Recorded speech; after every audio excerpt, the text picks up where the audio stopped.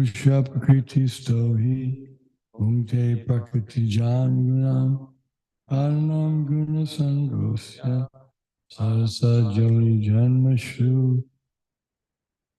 The living entity in material nature thus follows the ways of life, enjoying the three modes of nature. This is due to his association with that material nature. Thus he meets with good and evil amongst various species. Upadrashtanumantacha Bharta Bhokta Maheshvara Paramatmeti Chap Yukto Dehismin Purusha Paraha. Yet in this body there is another, a transcendental enjoyer who is the Lord, the supreme proprietor, who exists as the overseer and permitter, and who is known as the supersoul. Yaevam Veti Purusham Prakritim Chagunai Saha Parvata Vartamanopi Asa Puyo Vijayate.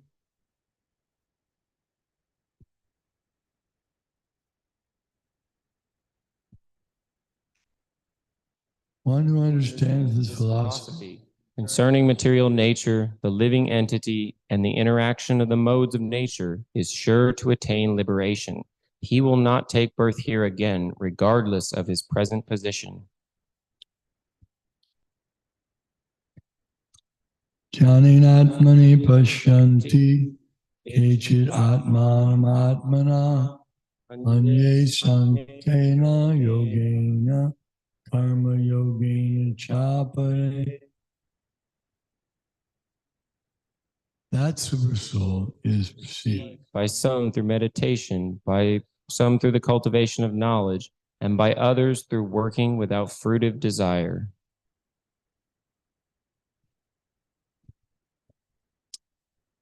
Anye tevam ajananta ebhyo vasate epi eva vichum shuti parayana.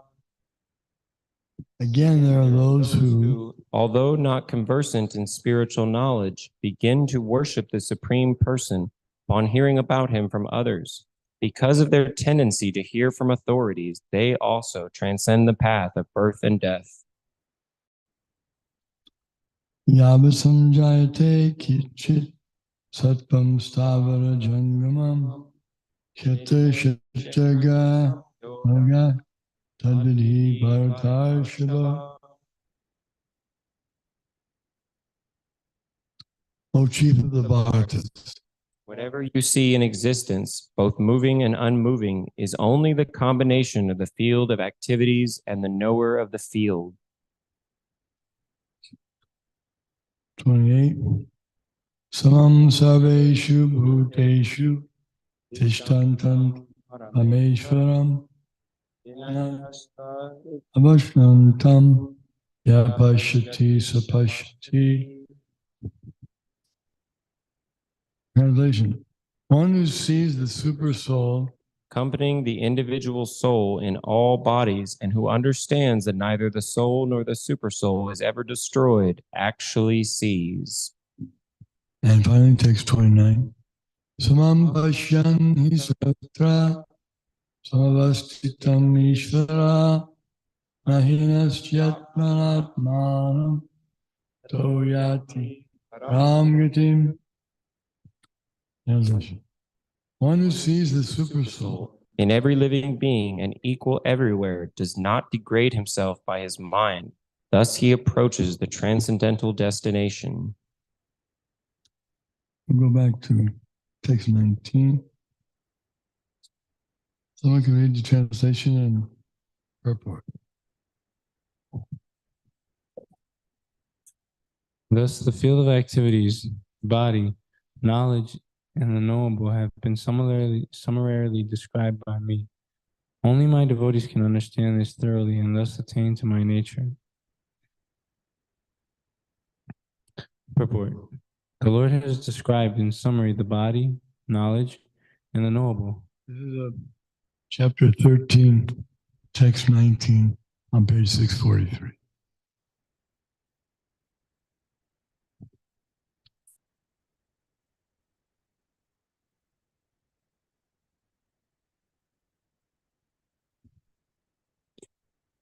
This knowledge is of three things: the knower, the knowable, and the process of knowing. Combined, these are called Vijnanam, or the unalloyed, or the science of knowledge.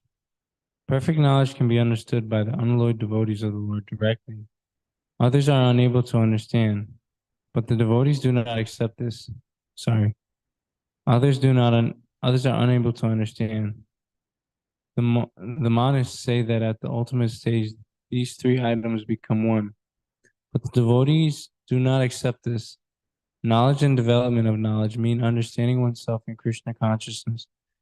We are being led by material consciousness, but as soon as we transfer all consciousness to Krishna's activities, and realize that Krishna is everything, then we attain real knowledge. In other words, knowledge is nothing but the preliminary stage of understanding devotional service perfectly.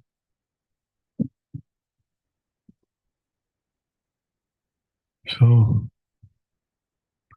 as stated nicely in this verse, our Lord, and this section, our Lord Krishna, that different types of people approach the absolute truth in different ways. Some through meditation, some through speculation, some through giving up the results of their fruitive work. But the easiest way is the direct path by taking up bhakti, devotional service.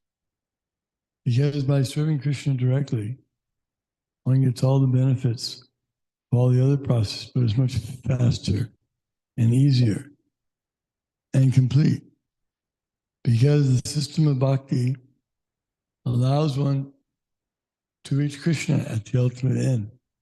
Whereas the practice of Ashtanga Yoga brings one to the platform of understanding Super Soul in the heart, Paramatma.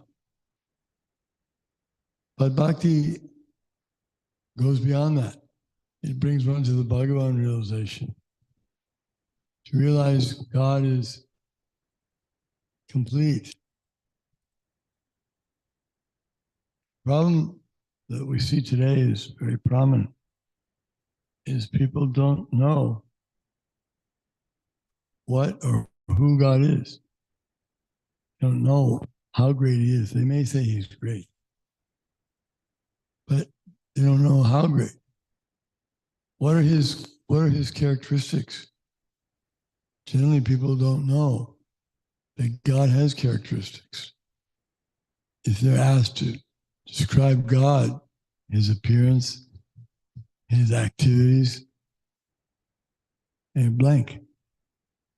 So if they're blank on that point, then you can just imagine how blank they'll be developing love of God, because if you don't know who or what you're loving, how can you love? If someone says, "Oh, I'm in love with such and such a person," really, what does he or she look like? I don't know. Oh, what do they do? How do they talk? I don't know. And I don't know. Then someone will question, well, how can you love the person? This is the problem. In order to love God, we need to know about him. In order to know about him, we have to take up the process of bhakti yoga. And then Krishna may kindly reveal himself to the devotees. As he says, Naham Prakasha Sarvasya, Yogamaya Samavita, Udo Yam Navijanati, Lokamamajam Avihim. Krishna states that he does not reveal himself to the foolish and unintelligent. He remains covered for them because they're not qualified to be given that information, nor would they appreciate it. Whereas devotees, because they're chanting and they're following the regular principles that Krishna recommends, therefore Krishna is pleased with them. As he says in Bhagavad Gita. As they surrender to me, I reward them accordingly. So he wants everyone, the living entities, to surrender to him. Why does he want everyone to surrender to him?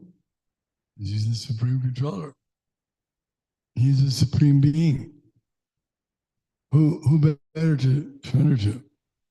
Who could you recommend better than Krishna? Krishna fills all the characteristics that God is supposed to have. Omniscient, omnipresent, all powerful. But more than that, it also has all beauty. You would imagine if someone were God, they'd be beautiful. You don't think they make themselves, because they're arranging for what they look like. Why would they want to make themselves look ugly? They're all attractive. It's not just logic. It's true. And those who have seen Krishna through paintings or deities, that's really seen, or even in the mind. If one's trying to understand, he hears the descriptions of Krishna.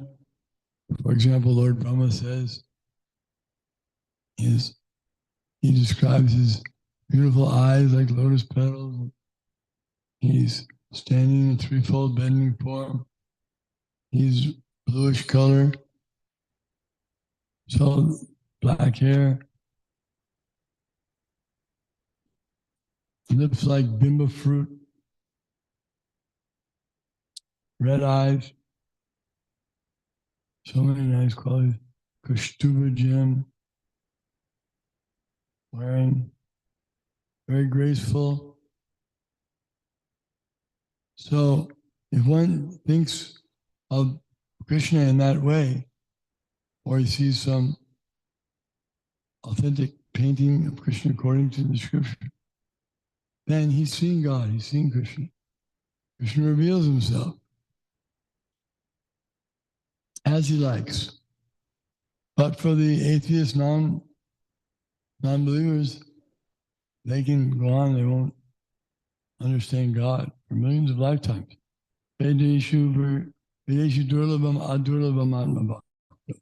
Without becoming a devotee, one can go thousands of years. Even studying the scripture, you won't be able to understand Krishna. So it takes some surrender. Not just a scholastic thing or an austerities. If I perform enough austerities, like if I pierce my body with spikes, I walk on enough hot coals, if I stay in the water when it's cold up to my neck, fire. There's so many ways to perform austerities, which may be helpful to some extent. But for reaching love of Godhead, they're not much necessary. Better to just chant Hare Krishna and engage in devotional service. Krishna says, always think of me, become my devotee. That must mean you can become his devotee if you want to. Mamanabhava bhakto madhyaji mam namaskuru. Mame vaishasi satyam te atijane priyosi. Always think of me, become my devotee, worship me, and offer your homage unto me. Thus you will come to me without fail. I promise you this because you're my very dear friend. Krishna speaks.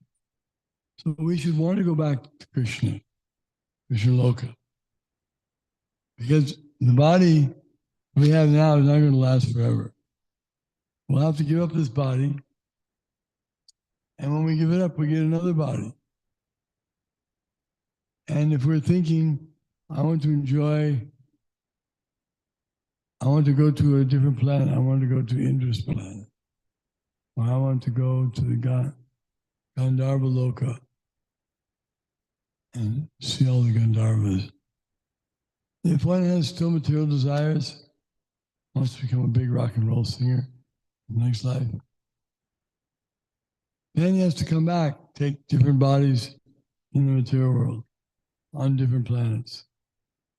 But if one wants to go back and live with Krishna and be his associate, then that's the best thing. And Krishna Loka is the best place because it's eternal. It's never destroyed, whereas the material planets, they are not permanent.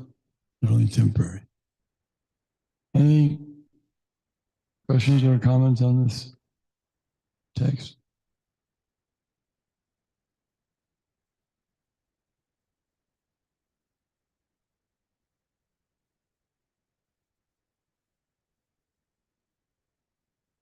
Hare Krishna, does the atheist have to surrender to God knowingly, or can they just have this mood of surrender, and that way Krishna accepts?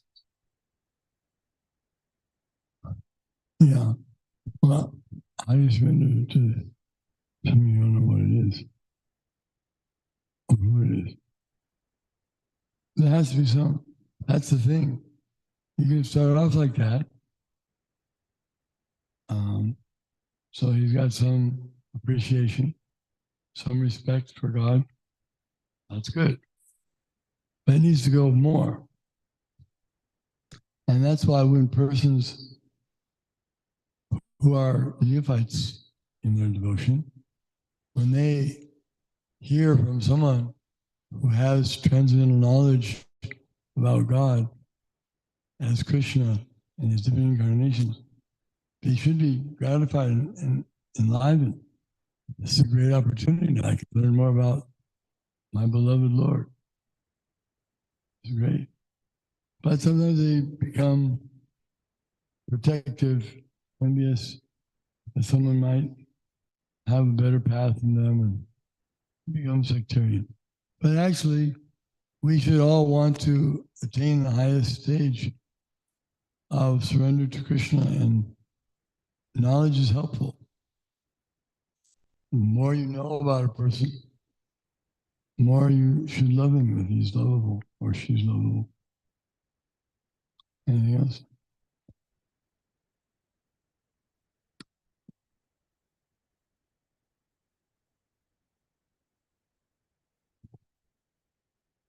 Hare Krishna. You're saying that we should want to go back to Krishna. And as you're kind of touching along this point, I wanted to know what it looks like when we do go back to Krishna. Like, for example, I heard one time that like the cowherd boys are just so absorbed in like the fact that they get to see Krishna the next day that they can't even go to sleep. They're just so excited. So what are these loving reciprocations? I mean, we hear that in this spiritual world we have eternal knowledge and bliss, but this isn't something that I can really understand with my material mind. I can't properly appreciate it. Cowherd boys are so eager to see Krishna and to serve him.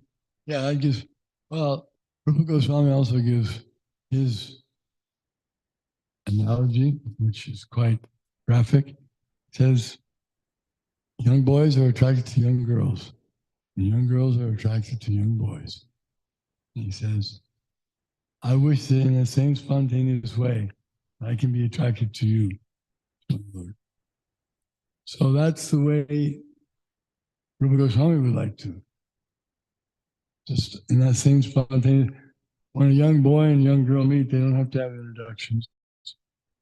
They don't have to say, oh, this is a boy. No. They know what it is. They know how to be spontaneously attracted. So if that can happen on the material platform, not the highest form, but you can imagine on the spiritual platform it's unlimitedly greater. Or like music. Here we have music, quadrasonic, and different different sonic, different forms of hearing, and we try to increase the bliss. But who can imagine hearing transcendental sound? It's not just vibrating on the material platform, but is actually happening. It's the absolute nature means that if you're there with Krishna, you're taking part in the pastime.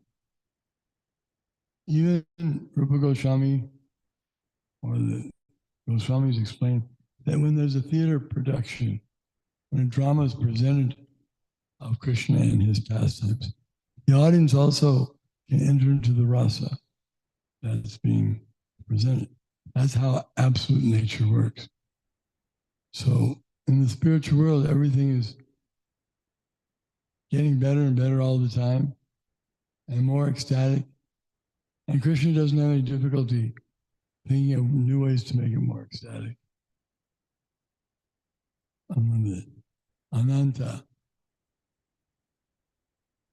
Even the material world has got quite a few varieties. And we can mix them up and find a certain amount of pleasure in them. But the spiritual world is much, much more. Because otherwise, if we think material world might not be so bad, I'll just stay here. At least I know what it's like here. But whatever it's like here, thousands of times, the scriptures say, it's not that I say. In the Bhakti Rasamrita Sindhu, Srila Rupa Goswami explains that if one takes the whole ocean of material enjoyment and multiplies it, millions of times, it doesn't even come to equal one small fraction of a drop of the ocean of transcendental pleasure experienced on the spiritual platform. So there's no comparison. It's like they say, if you try to compare infinity to some number, it's not possible. It's unlimitedly great. Otherwise, how is the people just even getting a little taste of spiritual Brahma Sokyam? How did they give up the material world? So it's like refuse. One gives up refuse from the body without even thinking twice about it. Go away. He gives up. These pleasures of the material world are so minute compared to the spiritual world. Even we're getting a little taste, very small taste of the spiritual, but we also have given up the affection for material things because we're getting a little taste. What to speak of when that taste increases as one's devotion increases? You go on increasing. Anandam Buddhi Vardhanam, unlimitedly. Yeah. You can read the next text. And purport.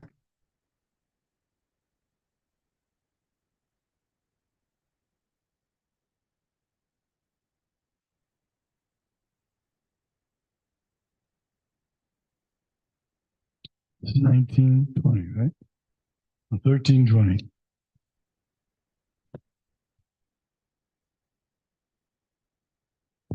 Material nature and the living entities should be understood to be beginningless.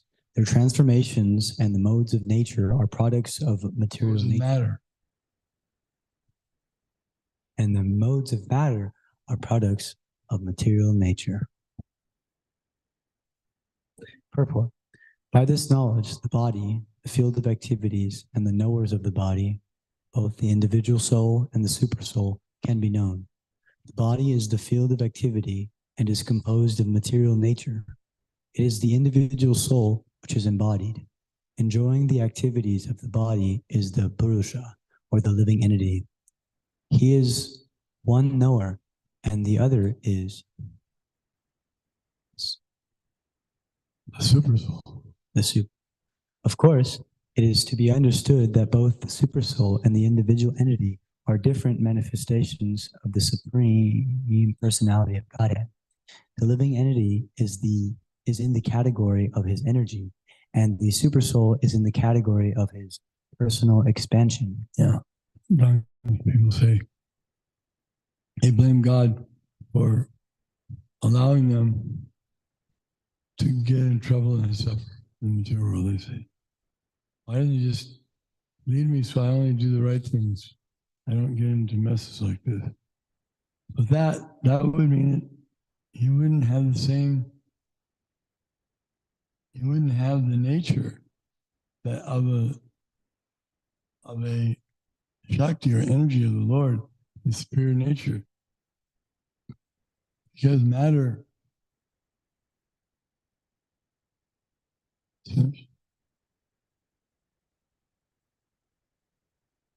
because matter is one of the energies of the Lord, but the Jivatma is a superior energy. So being in the superior energy means one is a manifestation of the Supreme that has free will to engage in devotional service to Krishna or not. He has that choice. That's a great opportunity, because as a living entity, one can experience the unlimited bliss of being able to associate with the Supreme Lord. And it's so delightful that even Krishna wants to take the form of a devotee so that he can experience what the devotees are, the bliss they're taking or tasting from associating with him. And these are very high considerations, but they're given in the Vaishnava, Gaudiya Vaishnavas. Continue.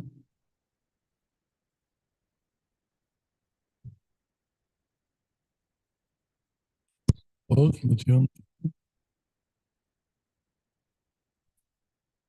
material nature and the living entity are eternal. That is to say that they existed before the creation. The material manifestation is from the energy of the Supreme Lord, and so also are the living entities. But they are of the superior energy. Both of them existed before this cosmos was manifested. Material nature was absorbed in the Supreme Personality of Godhead, Mahavishnu, and when it was required, it was manifested by the agency of Mahatattva. Similarly, the living entities are also in him. Because they are conditioned, they are adverse to serving the Supreme Lord. Thus, they are not allowed to enter into the spiritual sky. After the winding up of material nature, these living entities are again given a chance to act in the material world and prepare themselves to enter into the spiritual world. That is the mystery of this material creation. Actually, the living entity is originally the spiritual part and parcel of the Supreme Lord, but due to his rebellious nature, he is conditioned within material nature. It really does not matter how these living entities or superior entities of the Supreme Lord have come in contact with material nature. The Supreme Personality of Godhead knows, however, how and why this actually took place. In the scriptures, the Lord says that those attracted by this material nature are undergoing a hard struggle for existence, but we should know it with certainty from the descriptions of these few verses that all the transformations and influences of material nature by the three modes are also productions of material nature. All transformations and variety in respect to living entities are due to the body. As far as spirit is concerned, living entities are all the same. All the same, and that not the same in all features. It means they have the same quality. The living entities, the soul that's inside the body of an ant is the same type of soul that's in the body of an elephant. One has a bigger body, one has a smaller body. One may have a demigod's body, very beautiful, intelligent. One may have the body of a germ, very small. So the souls are all Tatasta Shakti. Keshagra Shatabhagasya Shatata kalpitasya. It's described that if you take the tip of a hair and divide it 100 times, and then take one of those 100 times and divide it again 100 times, that's the dimension of the living entity. They're all the same in that regard.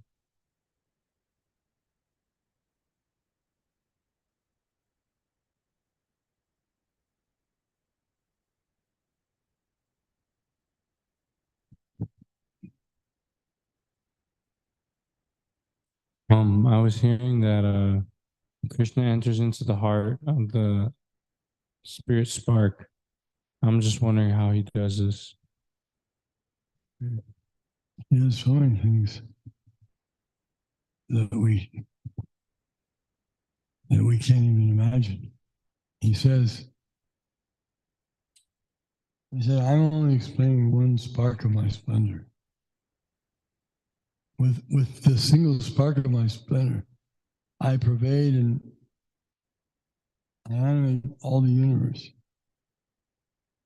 So that's how he does it. Just like the living entity, ordinary like us, living entities, when that soul enters the body becomes energized. It has consciousness. It has so many things function. And when the soul leaves the body, what happens? No more nice, beautiful eyes. Everything becomes lost and dead. All the conscious, all the thinking power.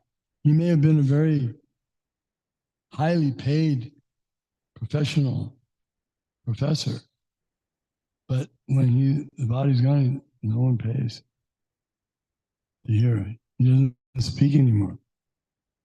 So it's that spirit soul. The real life is there. That's the real thing. And as we can invigorate a body like this, Krishna, when he enters the universe, he gives life to the universe. Then it works. It begins going around. All the modes of material nature start working. Without his presence, nothing's happening.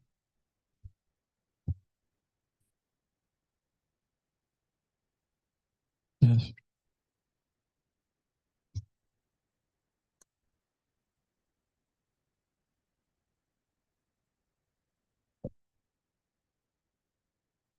Hare Krishna. I'm just curious, is the super soul a feature exclusively in the material world? Yes. Okay. I think Magadari talked about this the other day. Okay. You like to mention it again, what you said? Yeah.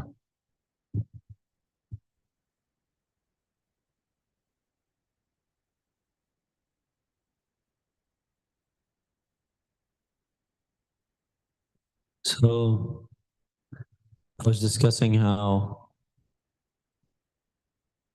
the Purusha avatars are temporarily manifested plenary portions of the Supreme Lord, meaning that they're fully Vishnu Tattva, Krishna just expressing one side of himself, but they have a purpose in this material world. Brahma says that this Kshirodakshaya Vishnu is within every atom. And we hear in the Bhagavad Gita, as Jagannath Prabhu was mentioning, that the Lord resides within the heart of everyone. So in this material world, we need the Lord to guide us and help us even manage this body, basically. He's there arranging for the fulfillment of all our desires. And he has to be localized within the heart to give us guidance and direction and protection. But in the spiritual world, he's right there. He's right there next to us.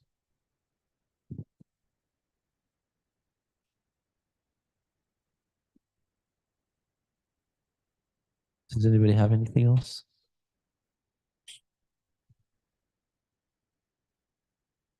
Hare Krishna. Does the does the taste of the small drop of spirit increase with devotion, or does the drop of spirit increase with devotion? Like, is there more spirit involved in devotion is increased, or is the taste increased but this drop of spirit is the same?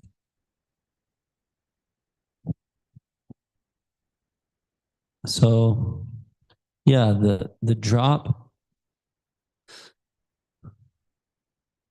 Rupa Goswami Maharaj was mentioning this drop of pleasure. So material pleasure is worth a drop compared to, or less than a drop compared to the ocean of pleasure available through service to Krishna.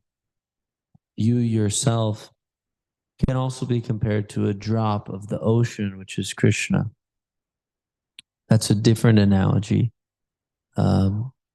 Basically, we're called part and parcel of Krishna.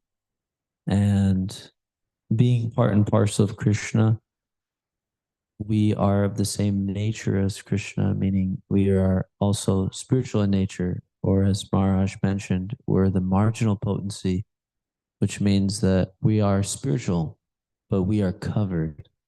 So Krishna's nature, spiritual nature, is described as Satchit Ananda Vigraha. He has a form. Vigraha means he has a form, but that form is made of eternity, knowledge, and bliss. So that Ananda is full in Krishna, but you, being an emanation from Krishna, are also full in your Ananda, but that Ananda is minute in quality. What's your nature doesn't change when you perform devotional service, it becomes uncovered. So the natural bliss, which is your birthright and your existence, your real nature, it shines forth when we perform devotional service and become uncovered by the material dirtiness. Was that okay?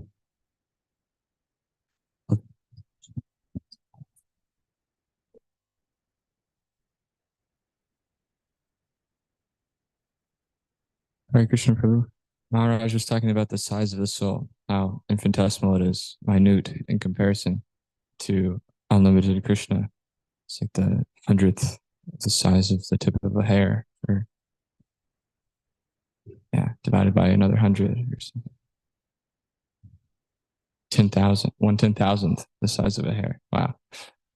But I was wondering if maybe you had any insight to potency of a soul who's completely uncovered, someone like Srila Prabhupada, and like the glories that are still there from completely situating oneself above the material modes of nature.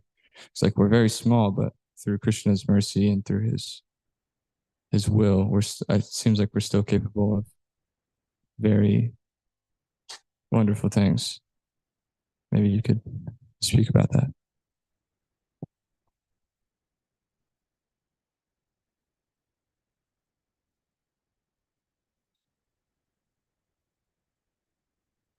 So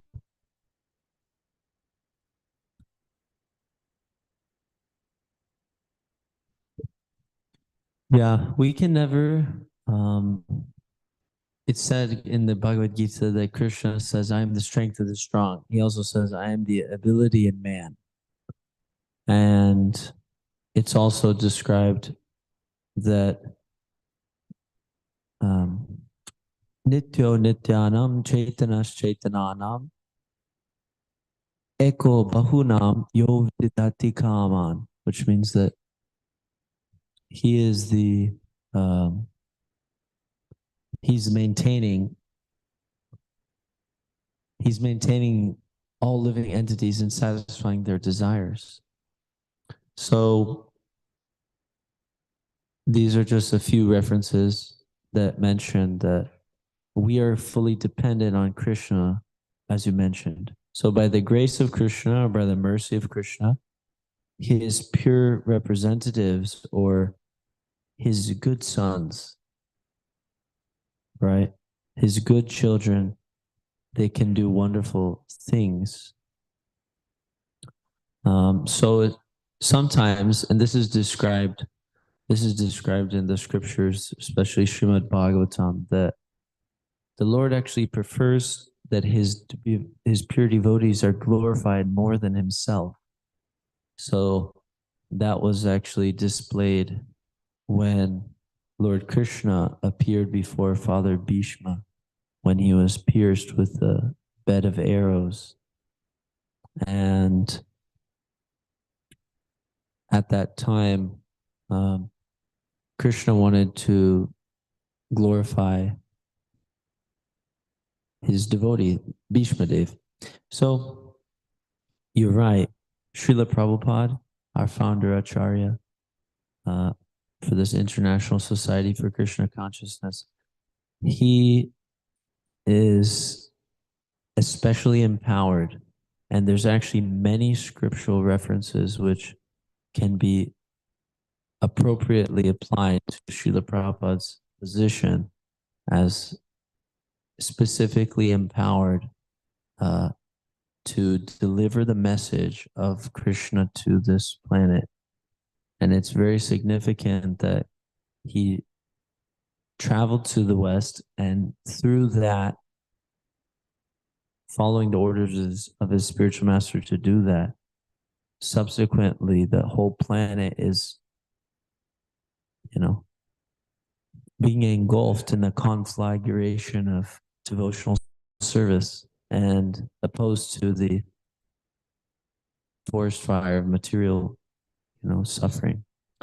So Srila Prabhupada discusses also that by the mercy of the previous acharyas, one can seemingly do more than they did themselves.